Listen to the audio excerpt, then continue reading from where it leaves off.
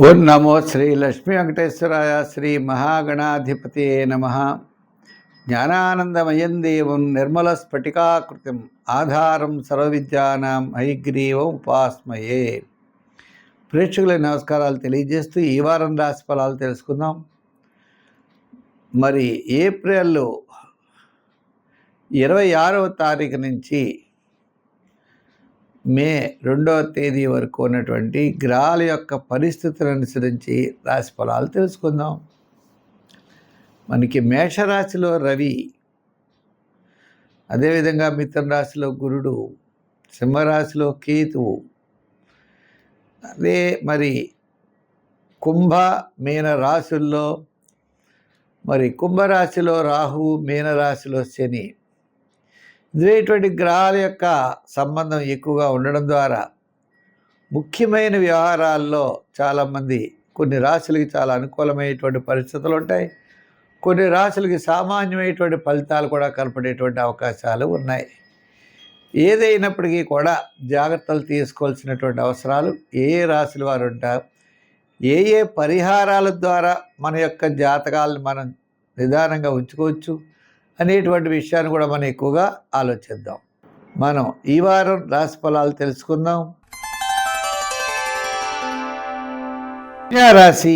ఈ కన్యారాశి వారికి చంద్రుడు వ్యయ స్థాన సంచారం, జన్మ ద్వితీయ స్థానాల్లో సంచారం వారపు మధ్యలో చాలా ప్రోత్సాహకరంగా ఉంటుంది.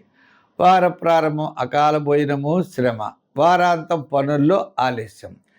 ఈ రాశి వారికి శ్రమ అనేది చాలా ఎక్కువగా ఉంటుంది. ఇంచేత అంటే ఈ రాశి వారికి మనం బాగా గ్రహించవలసిన విషయం, గురుడు చూస్తే దశమ స్థాన సంచారం, రవి అష్టమ స్థాన సంచారం. సప్తమంలో ఎవరున్నారయ్యా అంటే సప్తమంలో మీకు ఎవరు లేరు. ఒక షష్టంలో రాహు ఉన్నాడు. రాహువు షష్ఠ రాహువు యోగకారకుడు, సప్తమంలో శని. అంచేత శని పెద్ద యోగకారకుడు కాదు. ఏదైనా వేళకి భోజనం చేయడం, కుటుంబ ఆర్థిక సంతానపరమైన వ్యవహారాలు ప్రోత్సాహకరంగా ఉంటాయి.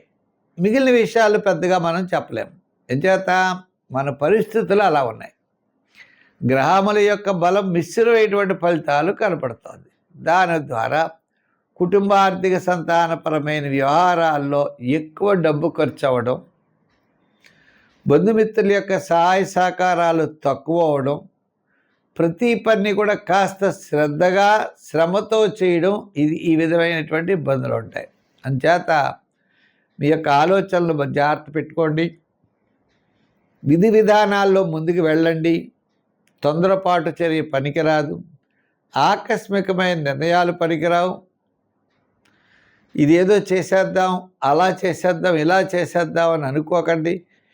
ఏది చేయాలనుకున్నారో దాని మీద ముందర మీరు ప్లాన్ చేయండి, తప్పకుండా విజయం సాధిస్తారు. మరి ఈ రాశి వారికి సంఖ్యల్లో 6 రంగుల్లో గ్రీన్ వాడాలి. ఆరాధనలో అమ్మవారిని ఆరాధించడం మంచిది.